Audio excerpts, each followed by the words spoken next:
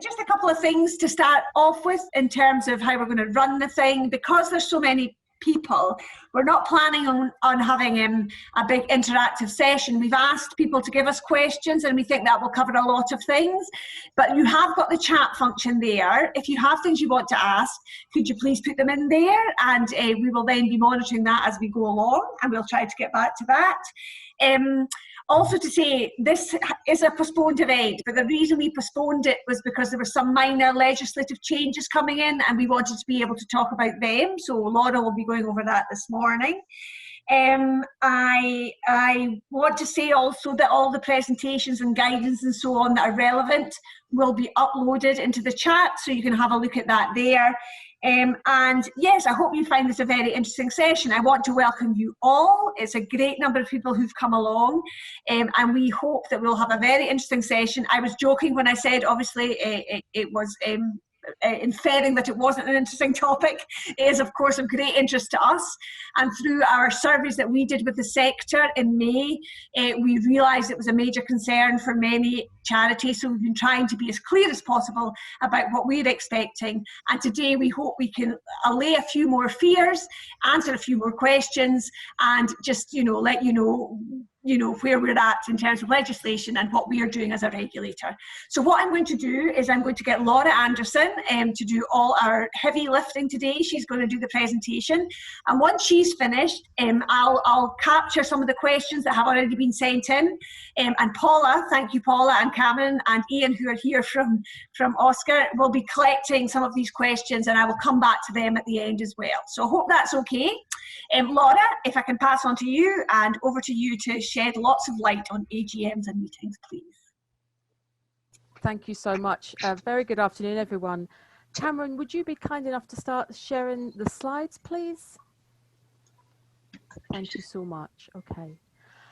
So this is a topic, as Jude says, that we've had an awful lot of kind of questions and queries about from lots and lots of different charities over the past 6 months or so.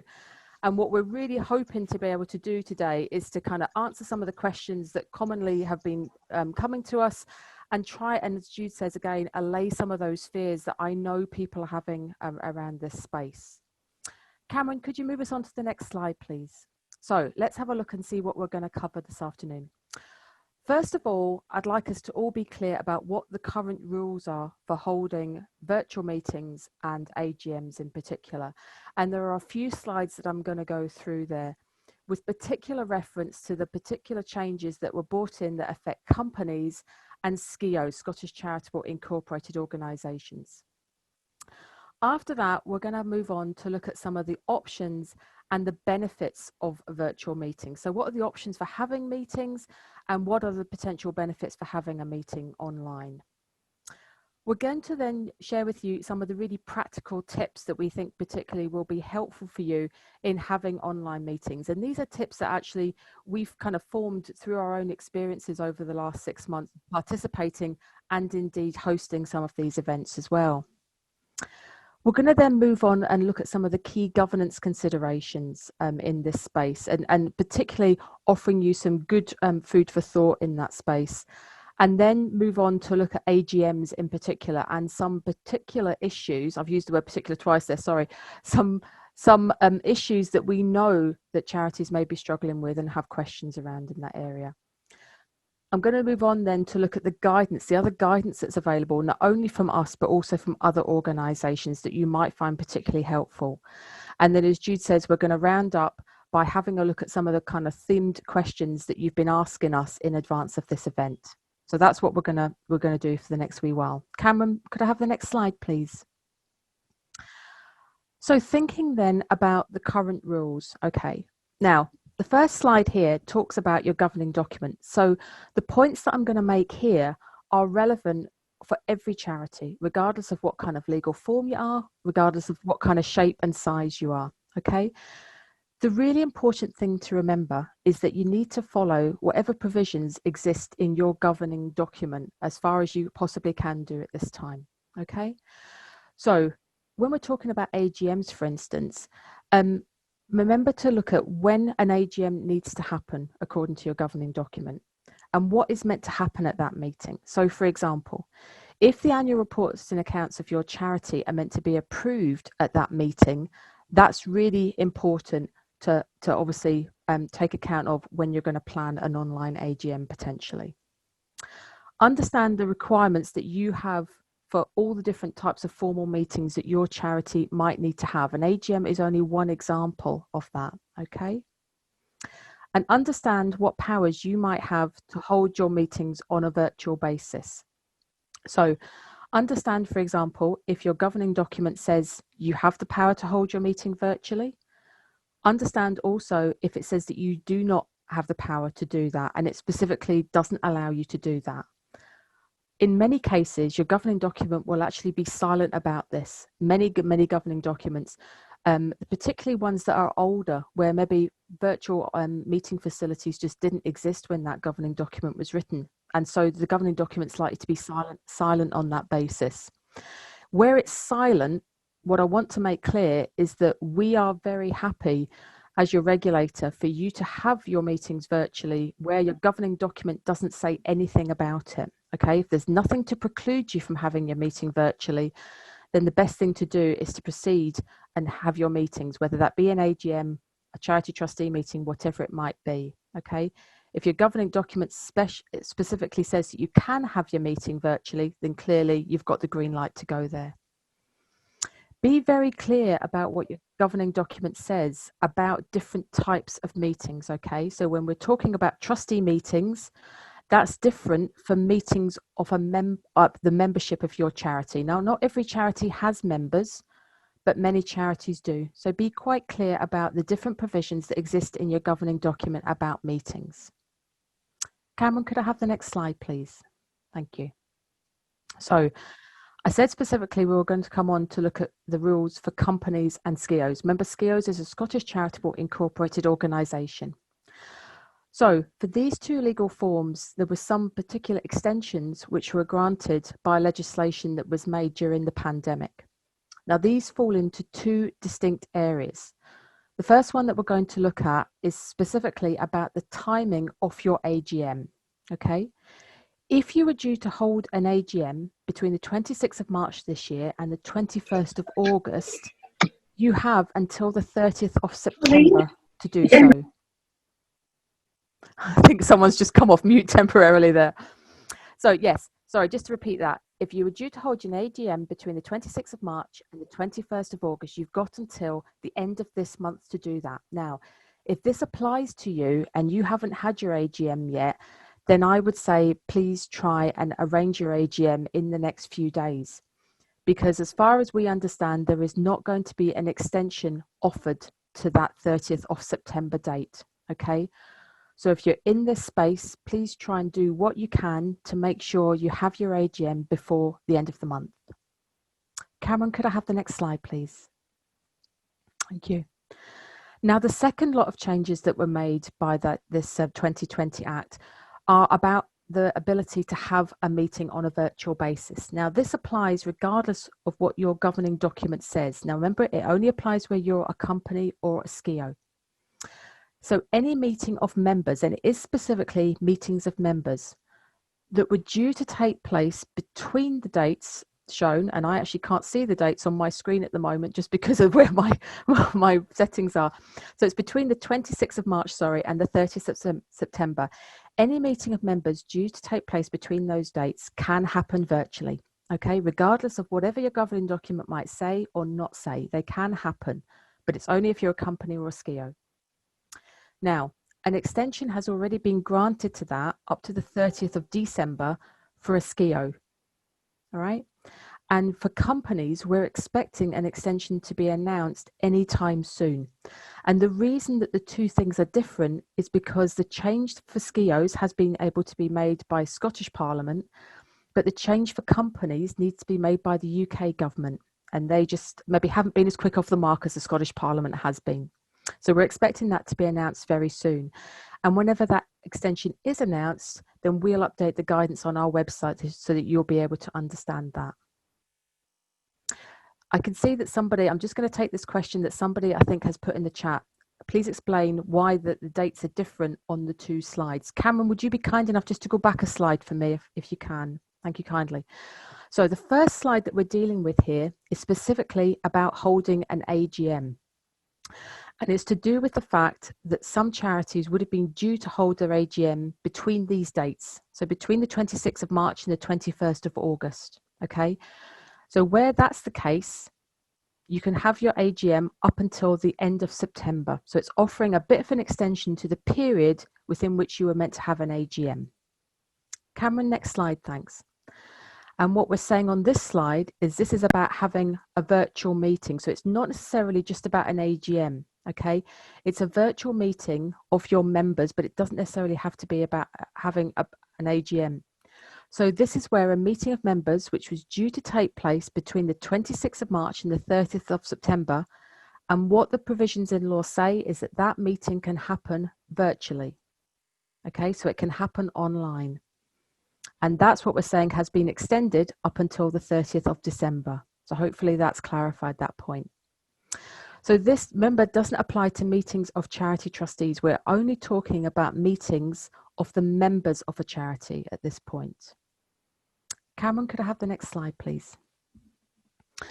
So when we're thinking then about options, now we're a bit clearer, hopefully, about the rules and the parameters that we're working within here. Let's think then about the options as to how you actually make that online meeting happen. Now, there are lots of different online platforms that you can make good use of. So today we're using Zoom, and no doubt you'll have heard about lots of organizations using Zoom. But there are also other options as well. We've given you a couple of other examples here. WhatsApp offer this kind of facility, and lots of you, I'm sure, will use WhatsApp to hold different chats with your family and your friends. At OSCR, we've made a lot of use of Microsoft Teams to do our online meetings, and we do those pretty much every day. The functionality is quite similar to Zoom in many ways, but there are also other examples of different platforms out there. And actually, the SCVO, the Scottish Council for Voluntary Organisations website, has other examples that you may wish to explore. I think it's quite interesting and helpful as well to think about the potential benefits of holding your meeting virtually can actually offer you. You might find that the numbers of people attending your meetings actually increase. In fact, when we had a recent Meet the Charity Regulator event, this was actually something that somebody that was participating actually shared with us, that they'd had an enormous increase in the number of people that had actually chosen to attend. And I think partly that's because it can be easier to reach people when, for example, they're spread out geographically. If perhaps your membership cover all of Scotland, but traditionally you maybe had a face-to-face meeting, say, based in Perth or Stirling, quite a lot of people would have had to travel quite a long way. Whereas virtual meetings offer us all the ability to participate without leaving the comfort of our own home. And quite often it can be a lot easier for people to find the time to actually attend. So it's quite a bit easier, for example, to find maybe an hour slot in your calendar or your diary versus maybe trying to find half a day to maybe travel to and from a meeting as well as to attend the meeting itself. So there's some good practical benefits that can come from having your meeting virtually too. Cameron, could we have the next slide, please? We said we were going to share with you some good practical tips for having online meetings, and there's many tips I think we could share, but we've kind of boiled it down to 6 here.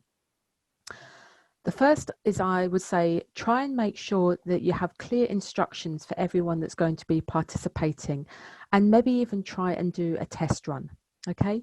Make sure that everyone knows how to join in the meeting and how to participate in the meeting. Help people to navigate around the functionality that the online platform that you're using actually offers, whether that's the chat function, and you can see that we've got a chat function here on Zoom that many people are making good use of, whether it's the ability to raise your hand. I don't mean to go like this, but many online platforms have the ability for you to click a little button and it shows that you want to come into the conversation or you want to make a contribution. Make sure also that people know how to mute and unmute themselves and to maybe turn their cameras on and off, okay? All of these things, understanding all of these things, help to make sure that everyone that's joining in has the best experience possible. Secondly, I would say allow plenty of time for people to contribute or to ask questions, okay? When you're asking for maybe if anyone has any questions or if anyone's got a contribution to make, pause just a little bit longer than you normally would if you were having the meeting in person, because it can take maybe just a few seconds for people to be able to unmute themselves to be able to come in and make that contribution or to ask that question. And sometimes more than one person will try and come in at the same time, and you'll have to just do a little bit of management of that to say who can go first and who comes next. Okay, so just allow plenty of time for that kind of thing to happen. And I would say don't try and overload the agenda too much. Meetings that you're having online can actually take a bit longer than they do in person, and that's just a fact of life, I think. And it can also be quite tiring, so don't try and do too much in the one go, okay? Perhaps start with some shorter sessions and then try and build them up if perhaps you need to have a longer or a more complex discussion. Next, I would say try to use the video if you can. So try to make sure that if you've got a webcam that it's turned on so that other people can see you. And that's also really great because you can then read the body language of other people, okay? It helps you to understand maybe if someone's trying to make a point that perhaps they maybe feel very passionate about, or maybe somebody's a bit nervous or somebody's a bit angry. Sometimes it's quite difficult to tell this if you can't actually see the person, and it helps you to have a more effective conversation if you can see other people. Think about also scheduling a break in the meeting if perhaps it's due to be more than an hour or so, okay? Think quite practically about the comfort of the people that are participating in your meeting and try and prevent them from being distracted by what other things they may need, whether that's a glass of water, a cup of tea, or a trip to the loo, okay? And lastly, I would say ask for questions in advance, okay? It really helps to ensure that everyone's points can be covered appropriately if you get these questions in advance. And to make sure that people get what they need from the meeting, this is a really good idea. It's quite useful in a very similar way with what we've done today in asking for questions in advance to be able to identify maybe common themes or questions that people have. And again, that makes everyone feel that they're really being listened to and their needs are being met in the meeting. Cameron, could we have the next slide? Thank you. Now, governance considerations. We said we were going to come to this.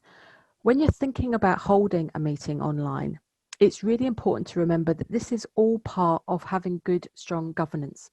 Making sure that meetings happen in the right way for everyone that's involved and that business is conducted properly is very important. We've already mentioned about the length of the meeting and about scheduling maybe a break partway through if it's going to be a very long session for people to participate in. But also the timing of the meeting is very important to think about too. Having the meeting when people are most likely to be able to participate is helpful, obviously. And as we've already talked about, it may be that you end up having far more people than usual if you can actually get that right. So try and work out what's going to be most suitable for people, whether that's maybe in the morning, the afternoon, or perhaps into early evening. Think also about that kind of face-to-face thing. We've already talked about trying to use video as well as audio if it's at all possible, because it really does make a difference. So for example, in our meeting that we're having here today, it really helps for me to be able to see as many of you as possible, because it helps me to gauge how many of you are reacting in a particular way to what I'm saying. It allows me to understand if I'm explaining things appropriately, or maybe I'm causing confusion, and then I can actually adapt what I'm saying, hopefully to suit you better. Now remember, when you're having a meeting online, decisions and actions that you're agreeing on still need to be minuted. You still need to have a good record of actually what's happening and what's being agreed at that meeting. Okay, that's no different to having a meeting in person. And then voting. Now, this is going to be particularly important, if you're holding an annual general meeting, your AGM. And it can be quite tricky to get right if you're having an online meeting when you've got quite a large number of participants, because you won't necessarily be able to see everyone at the same time. and some people might not have a webcam to allow you to see them and how they're voting. Okay. Where you're using an online facility, an online platform, sorry, that's got a facility to use maybe a reaction icon, like a thumbs up facility, this might be something that you can use, because then everyone should be able to do that. Okay. Another way to handle it might be to actually allow voting via email. And it would maybe be good if you want to maybe to share examples of things that you've used or you've seen used quite successfully in the chat facility, so that other people can see that. Actually, when we were chatting amongst us OSCR staff just before everyone else came into the session today, one of our staff members shared with us that her mum had an experience of being at a meeting, and instead of asking people to say, do you agree with this? Instead, people were asked if anyone disagreed with it. And if there's likely to be fewer of those people disagreeing, that's maybe an easier way to gauge agreement and disagreement. The final point on the slide here isn't so much about what you need to do in a meeting, but it is critically important. I'm going to reinforce this point a couple of times in the rest of the presentation.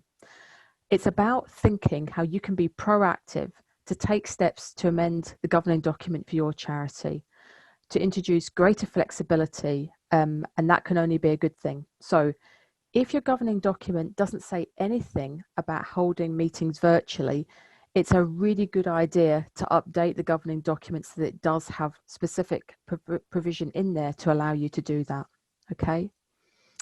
If you want to make a change to your governing document, there's 3 things in particular that I need you to remember. The first is check to make sure you've got the power to make the change that you want to make in your governing document. Okay. Now that will vary from charity to charity. So go back to basics and have a look at the governing document and see what it actually says about making changes.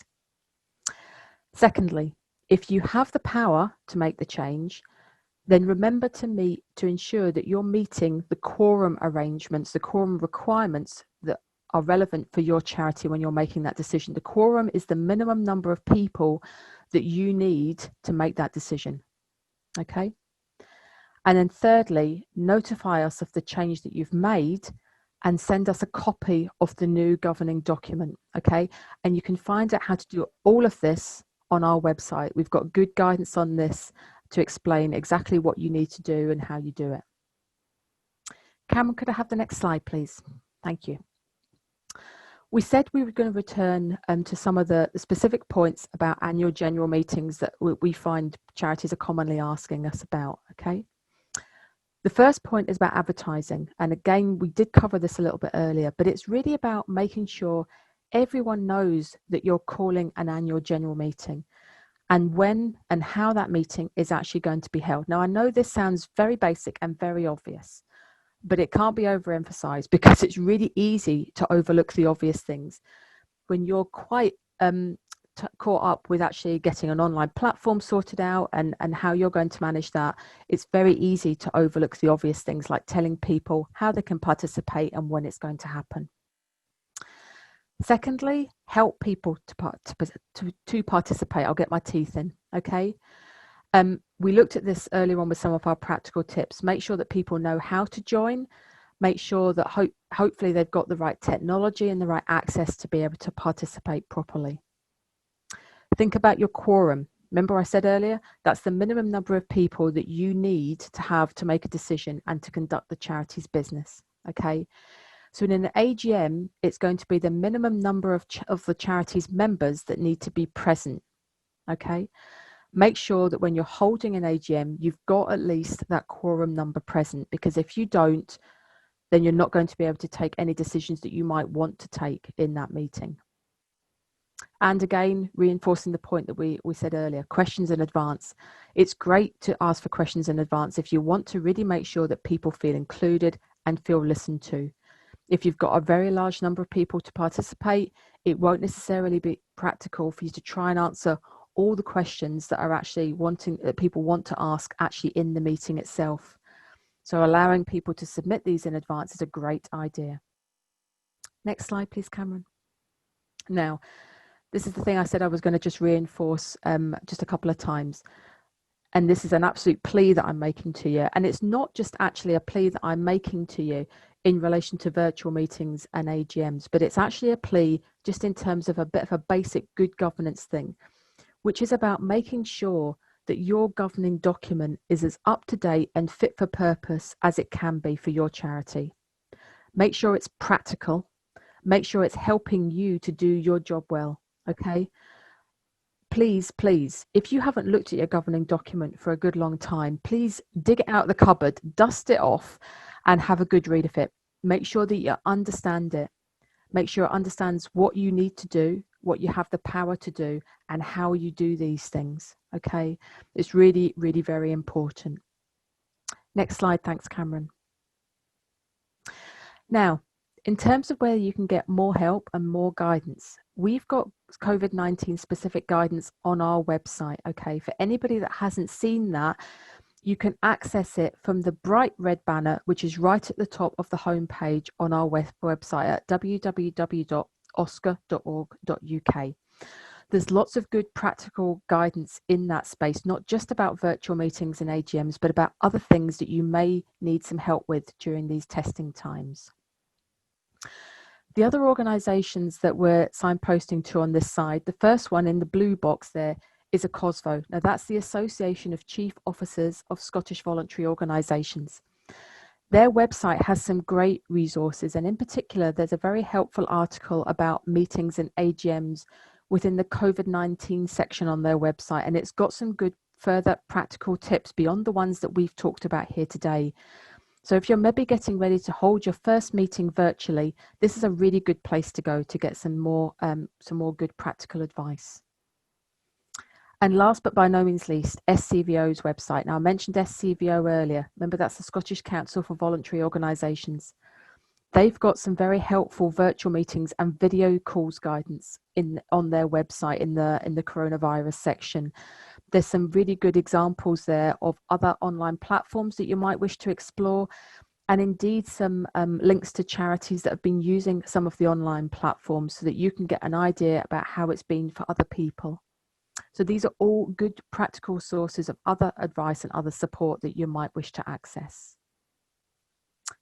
Cameron? Jude, I'm going to hand back to you now for questions.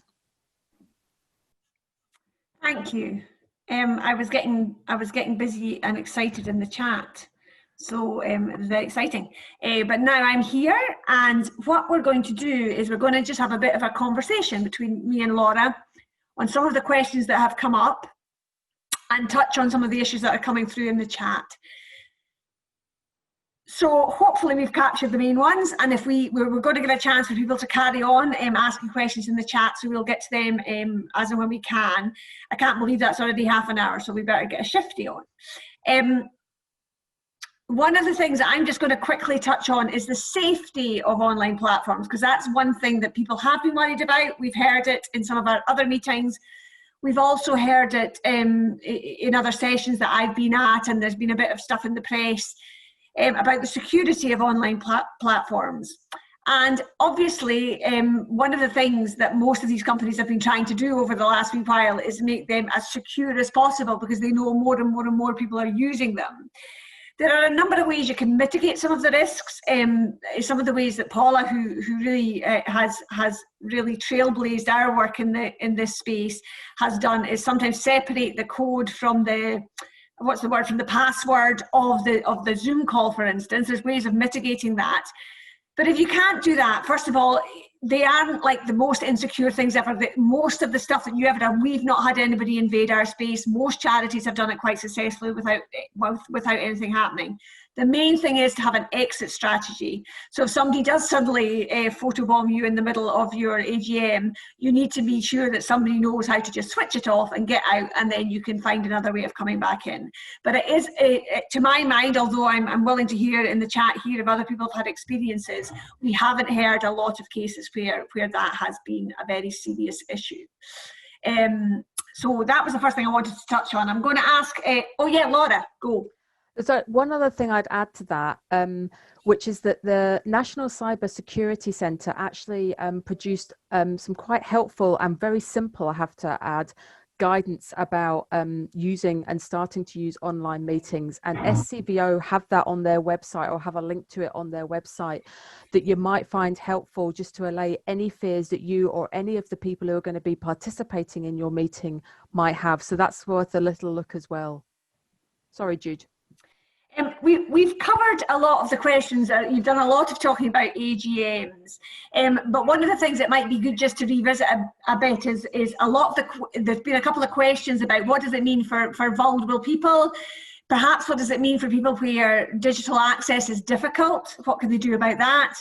And how can you manage the situation when there's a lot of members? So, you know, say we're talking today to 120 people. What's the best way of managing that? Do you have some views on those, Laura? I think it's absolutely right. Not everyone obviously has internet to enable a virtual meeting, whether it may be an issue to do with their bandwidth, or maybe some people might just not have the right facilities, whatever it might be. But I think there are other ways to kind of approach this. So, for example, I know that some charities have tried to really facilitate a discussion in email form. So they've maybe said, right, for the 2 hours between 2 o'clock and 4 o'clock on a Wednesday afternoon, we're going to have this discussion about this particular issue, or we're going to have our AGM. And it's really then been a conversation via email. Okay, so that's one suggestion. The other thing that might be worth thinking about, if anyone has access to it within the group that you're thinking about, is maybe some sort of telephone conferencing facility. Now, it's not as ideal as being able to see your colleagues face to face, but it is a way to at least allow you to have a conversation that everyone can contribute and participate in. So there are other options. Sometimes I think if you're maybe trying to ask people for particular views or to agree to something, there's another way, which is maybe to circulate information via post even. If that's going to be a way that you can ensure that everyone has access to a particular piece of information and you want to get them to agree it or to approve it, then, you know, circulate it by post and ask for people to return by post, you know, their agreement or not to maybe a proposal or a document, whatever it might be. So, you know, we've heard of a range of approaches, very practical approaches that different charities are using, depending on what is right for the group that they're trying to have a meeting and communicate with. Okay, and one size won't necessarily fit all. That's the thing to stress. In terms of having a lot of people on the meeting, there's another practical thing that I would say, and indeed it's something that we're kind of using here, which is think about having more than one person actually facilitating or hosting your meeting. Okay, so what we're doing today is that Jude's facilitating a lot of kind of discussion and different questions that are coming through. I've done a bit of presentation, and you'll be sick of listening to my voice, but also, you know, we've got other colleagues who are monitoring the questions that are coming through the chat to make sure that we can capture all these well. Cameron's done a fantastic job of helping me in terms of moving on my presentation slides. Don't try and do everything yourself as the organizer or maybe the chair of the meeting, because actually, if I was trying to do all these things together, then I doubt if I'd been able to cover half the things that I've already covered. And we certainly wouldn't be able to get through all the kind of questions and comments that you're offering to us in the chat. So think about sharing the load. You know, don't try and do everything yourself, I would say. Jude, that's great. Yes, I suppose there's a couple of things. First of all, that answers one of the questions there about whether or not it was okay to use email to do AGM. So again, and we've heard a couple of successful stories where that's worked really well for people who are not so adept at the using the online systems, and where connectivity is an issue. And I just want to touch on the connectivity issue. There is an issue for people in particular areas of Scotland where the Wi-Fi isn't so good, where the connectivity isn't so good, and there is also people who still are not so comfortable in that space. A couple of things to say there. Increasingly, there's quite a lot of avenues to support in that latter case where people are sort of struggling. And somebody put something up in the chat actually about an organisation that was actually helping people get online and be connected and work out how they can do that. So I think that's excellent. In terms of the actual, when it's just a connectivity issue, then we know that's difficult because there's nothing worse than being on an online meeting that doesn't work and where your Wi-Fi doesn't work. And so then I think you have to explore these other options. And we've been talking about about email, but you can also vote by post. That's one of the other things that some people have done quite successfully. And we had a very good example at our Meet the Charity Regulator event, where somebody had actually, they'd done a whole heap of lots of different bits of work so that they could end up voting by post, and it had worked really well. So I think you've got to understand the issues for your community. Don't assume, because I think sometimes we've had a couple of people going, oh, we were totally terrified and we did this and it was absolutely marvellous. Now, that's not always the case, but sometimes your community might be better adept at doing this than you suspect, so that would be great. But if not, and if you absolutely understand those barriers, then think about what's the best way of doing that for your community. So that's that. We also have an example in the chat of somebody who was hacked, so that's interesting. We can hear more about that later. So let's move on a little bit. One of the things that Laura talked about the legislation today, and it covers scales and companies. It doesn't cover unincorporated charities, and it doesn't really cover regular charity trustees meetings. So Laura, could you talk a little bit about how can charity trustees make sure that they're continuing to exert the necessary management and control and the collective responsibility that they have at this very critical time? Because one might argue that it's more important that they're exerting management and control at a time of crisis than at other times. So what should they be doing, and how should they be thinking about that piece? I think the quite simple thing I would say is it's important that they meet as much as they can do, and to be very practical about actually how they manage the charity, how they make decisions, and how they allow the charity to keep on functioning for the benefit of the groups and the individuals that they are trying desperately to support. You're right, Jude, in terms of saying that, what I talked about earlier was the fact that there has been very specific provision put in place for both companies and SCIOs, but it doesn't relate directly to trustees meetings. And so what I would do is I would reiterate what I said at the kind of the top of the presentation. Have a look and see what the governing document actually says about how you need to have your trustees meetings. Okay, if it says you can have them online, great, go for it.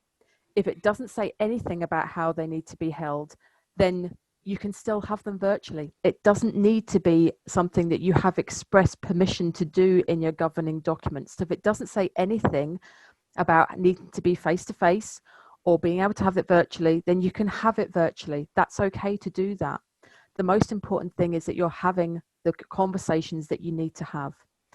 Where it becomes more difficult is if there is a clause in your governing document that says that you cannot have your charity trustee meeting virtually. Now that is a more difficult situation, and actually in that position as a group of charity trustees, you are, I would say, probably going to need some expert advice from maybe a legal advisor, or maybe seek some support from your local third sector interface, because you'll need to think very specifically about what's right for your organisation in that space, taking into account what your charity needs to be able to do at any one particular time.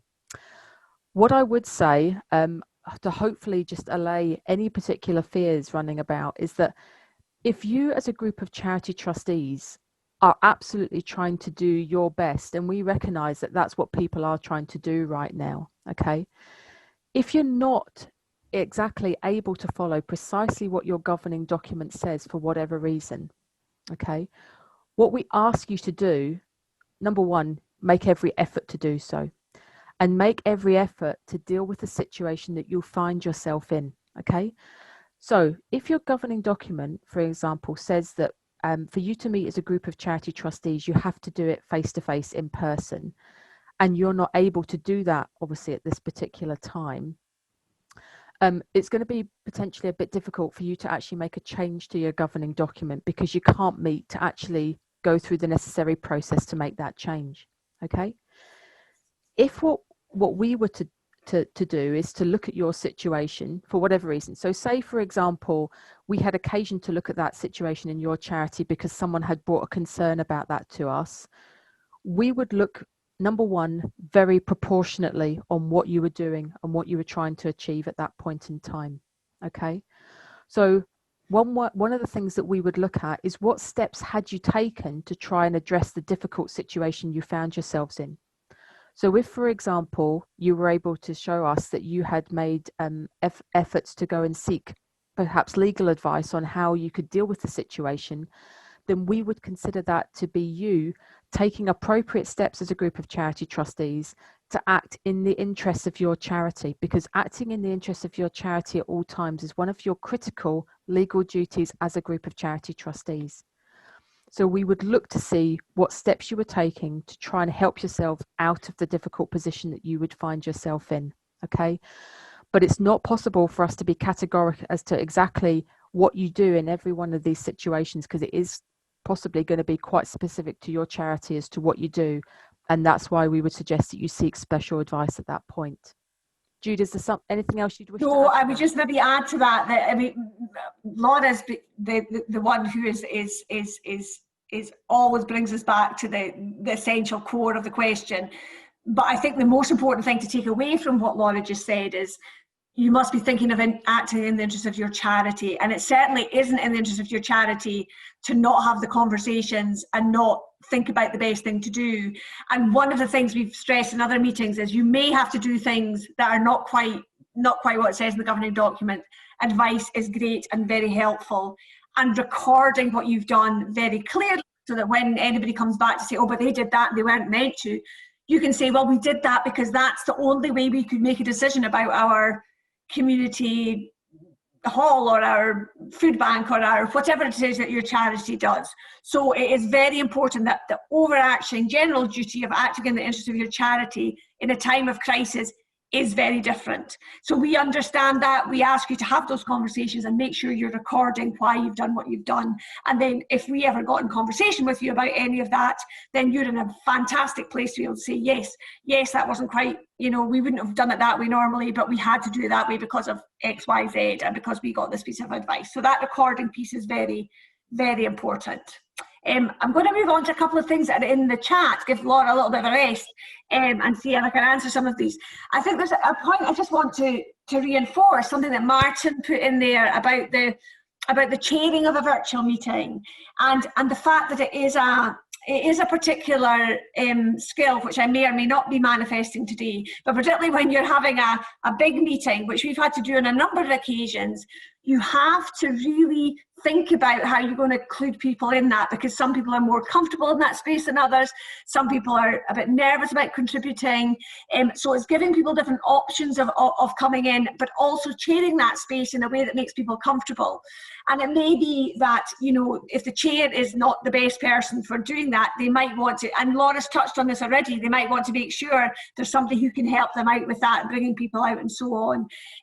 Don't be afraid to say, yes, I'm a brilliant chair, but this is not my happy place. This is not something that I love, so let me get some support on that. So I think that's quite important. Quite an interesting question there about if our members are visually impaired and not able to use the technology, do we have to include them in the AGM? And what I would say is that very much depends. That does depend on what your governing document says about your AGM. And if it's very clear that these people should be at your AGM and a certain number to be quoted, if your members should be there, then you have to find a way of making that work. And that might mean that the virtual way is not the best way for your charity in that particular case, depending on what the challenges are. And then I'll maybe throw this one back to you, Laura, because I think we were talking a bit about this today. In your governing document, if your governing document says in person, does that mean face-to-face, or does that mean specifically? I mean, does that mean you have to be physically face-to-face, or you can be face-to-face virtually? Sorry, that didn't even make sense. I don't know what I'm saying. Yes, did you get it that time? I did. I was momentarily confused, Jude, but you've clarified that perfectly. If it says that, then we can each see hopefully most of our faces here. So we are meeting face to face. Okay, if that's what your governing document actually says, then actually we are meeting face to face as much as we can do at the moment. Okay, when you got to remember, when most people's governing documents were actually written, this was a situation that none of us could have anticipated, okay? And so much of the way in which things have been written, just doesn't apply in the same way at the moment as it did a year ago, okay? We've got to be practical about this.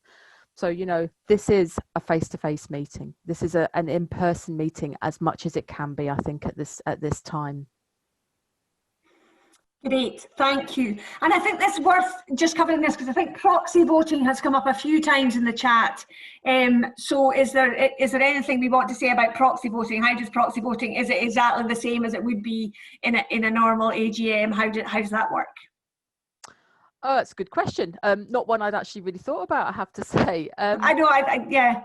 I think, you know, again, it comes back to what does your governing document actually say about proxy voting? So what does it allow to happen and how does that translate into a virtual setting? Okay, so if it permits somebody else to attend in the place of a member to exercise a vote on a proxy basis, then, you know, you're allowed then to, or a member is allowed to appoint somebody else to attend the AGM potentially on their behalf to exercise their vote. I don't think that's any different, I would say. Jude, any other thoughts about that? No, I would agree. I think that's a good interpretation. If we're saying this is a face-to-face meeting and you have something to do, basically you're following your governing document, but you're just using it in the new reality. So just do it that way, which I think is good.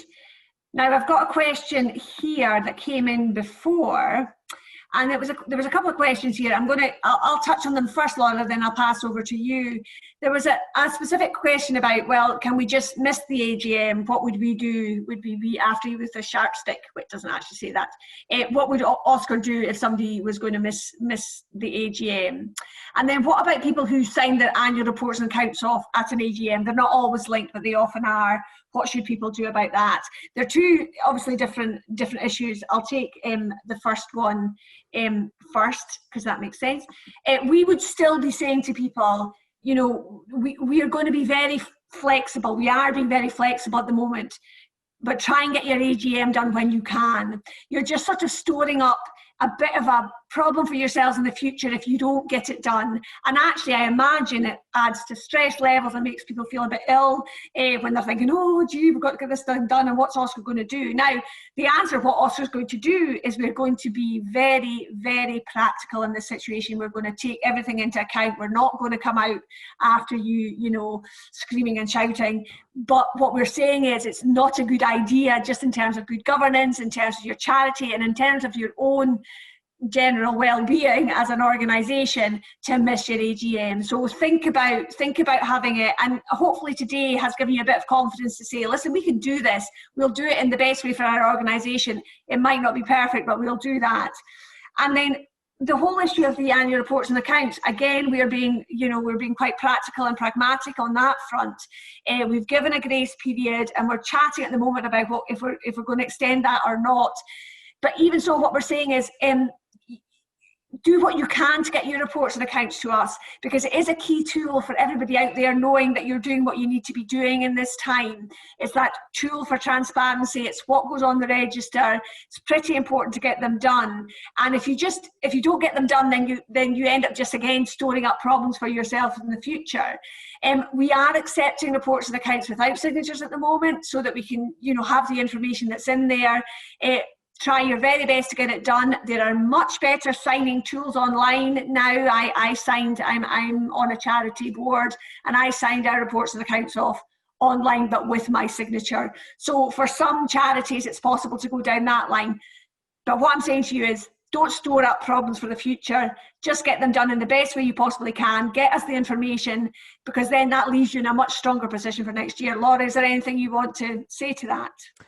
The other thing I would particularly add to that, for people that are saying, can we just really postpone an AGM, or do we really need to have one? Remember that an AGM is actually a key touching point for you with your members, okay? And it's often the point that actually members really want to make the most of that opportunity to engage with the charity and what the charity is planning and thinking going forward. So it's not always just about the formality of signing off the annual report and accounts. It's a key opportunity for engagement with your members. And right now, I think so many organizations, whether it's a charity, whether it's a public sector organization, a business, people need to be able to communicate with each other. People need to be able to pool resources, to pool ideas, suggestions. having an opportunity to come together as a group of members with charity trustees is actually a really important opportunity that, you know, I would really say to you, please take that opportunity that you have. It's not just about saying we've met a formal requirement, it's also about what that actually means in terms of the importance of the discussion and the richness of the discussion that you will have in that space. Laura, a quick one, well, it won't probably be a quick one, but that I missed in the chat, which was about updating governing documents in Mem and Arts, I think, at a virtual AGM, which would allow it to make use of virtual meetings. So again, slightly that, you know, so what would you say to that? I know it can be a complicated thing, but in terms of how you go about doing that with your governing document. Okay, so bear in mind the three things that I said earlier that you need to remember if you're trying to make a change to your governing document. Okay, first one is make sure you've got the power to make the change, right? So if you're coming together on a virtual AGM, you know, first of all, and you're proposing that you're going to make a change to your governing document, check that you've actually got the power to make that change first of all. Because the last thing that you want to do is to get everyone saying, yes, we should make that change. And then you actually go back to your governing document and you find out you don't have the power to do it. So make sure you've got the power to make the change in the first place. And be clear about what the change is that you actually want to make. I would particularly say on a practical level, if you're trying to introduce a provision to allow you to have online meetings, make sure you're very clear about how you word that provision to give you the maximum flexibility. Okay, so good example of what I'm saying there is, don't make the provision we can have our meetings via Zoom and that's all it says. Okay, instead rephrase it to say we could have our meetings using an online platform, and that allows you greater flexibility as to how it actually occurs and takes place. Okay, so once you've checked to make sure you've got the power to make the change, okay, remember then to make sure that when you're going to vote on that decision, that you've got the minimum number of people that you need to make that decision. That's your quorum, okay? It should specify in your governing document what your quorum number is. It's usually an odd number, okay? So make sure you've got the minimum number of people that you need to make that decision properly. When you've made the decision and it's been carried through and agreed by at least your quorum, make sure then you tell us about the change that you've made in this respect, okay? You'll also need to send us a copy of the new governing document that you've agreed. You can find out how to do that on our website. Now, there's one other thing I'm going to mention in this space. There are certain changes that you can make to your governing document only after you have obtained consent from us to make that kind of change. Now, the types of changes that we're specifically talking about here today, about, for example, giving yourself the power to have your meetings online, that's not something that we have to agree to before you make that change. But if you were, for example, thinking about changing one or more of the charitable purposes that your organization has, that's something that you'd need to come to us in advance of trying to make that decision, because you have to get our agreement before you can make that decision and carry it through. Okay, so it's just important to be aware of. But there's lots of guidance about making changes to your charity that you'll find on the relevant section of our website. Jude, if I answered that, great. okay? I've got two more questions and then we're going to wrap up. One is about if the lovely, Paul's already put the link into making changes to your charity. If your governing document is silent on making changes are neither permitted nor prohibited. What does that mean for a charity? If it's silent, then you can go ahead. If there's nothing that says you cannot do it, then you can make the change. Okay, so that's kind of, you know, almost just as the same as your green light. Great. And finally, I think we're going to finish with this question. Is there any flexibility on the external examination requirements for small charities? That's a good question. And I think that's a question that a lot of people have had actually. Okay. Now, the simple answer is no. Okay. And that's probably the most important thing for me to say at the top of what I'm going to say here. We do not have the power as OSCR to extend the period by which you have to file your accounts. What we have given is a grace period for charities that were due to submit their accounts between March and September. So we've given a bit of an extension, not because we're saying we've extended the legal requirement or the legal deadline, but because we're saying we will not have your register entry highlighting the fact that you are late in submitting until that grace period has expired. And I think Jude said earlier, we are also looking at how that grace period may need to be extended. Okay, but we cannot change the legal requirement. Okay, similarly, we cannot change the legal requirement for a set of accounts to be independently examined or audited. That requirement remains, and it's not something that we can take away. And indeed, it's not really something that we would want to take away, because the independent examination or the audit process is a process that's very valuable. It's valuable because it gives comfort to any person that's looking and reading your annual report and accounts that actually the information that's contained in there is actually a fair reflection of what has happened in your charity for that year. It's a good, accurate reflection of what the finances of the charity have been, and it's a good, honest reflection of what the story of your charity has been in the year. Okay, so there's a tremendous value that independent examination and audit adds into the process of providing your annual report and accounts to any person that needs to read them or wants to read them. It's a key form of assurance, okay, that we would always say is very important. Jude? That's great, fantastic. Look, that's 2 minutes to 4. I think I get a gold star for chairpersonness. Okay, can I just say that's been a great session. I think I've learnt a lot from the chat function, never mind anything else, and I think there have been lots of helpful links that have gone up there.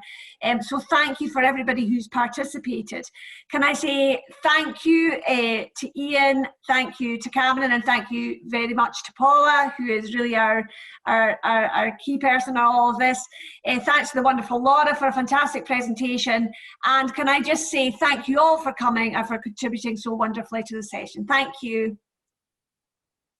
Thank you, everyone.